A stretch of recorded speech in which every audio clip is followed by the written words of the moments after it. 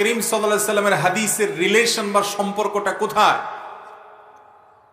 একজন মুসলমান তিনি যদি আল্লাহকে ভালোবাসেন তাহলে নবী করিম সাল্লাল্লাহু আলাইহি সাল্লামের সুন্নাহ, তার জীবন আদর্শ, তার এই কোরআনের যে ব্যাখ্যা বিশ্লেষণ দেওয়ার যে মৌলিক দায়িত্ব স্বয়ং আল্লাহ দিয়েছেন, কোরআনে বলেছেন, তার অনুসরণ বাদ দিয়ে বা ওইটা ছাড়া কোনো দিনই একজন মানুষ আল্লাহর কখনো প্রিয় পাত্র হতে পারে?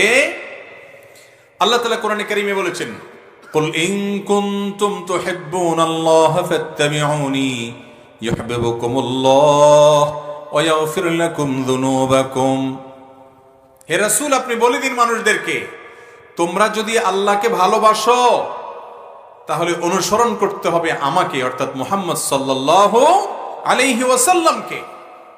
আল্লাহকে ভালোবাসি এই কথা যদি কেউ দাবি করে, তার প্রমাণ হবে যে সে নবী করিম সাল্লাল্লাহু আলাইহি সাল্লামকে অনুসরণ তার সুন্নাহকে ফলো করছে কিনা।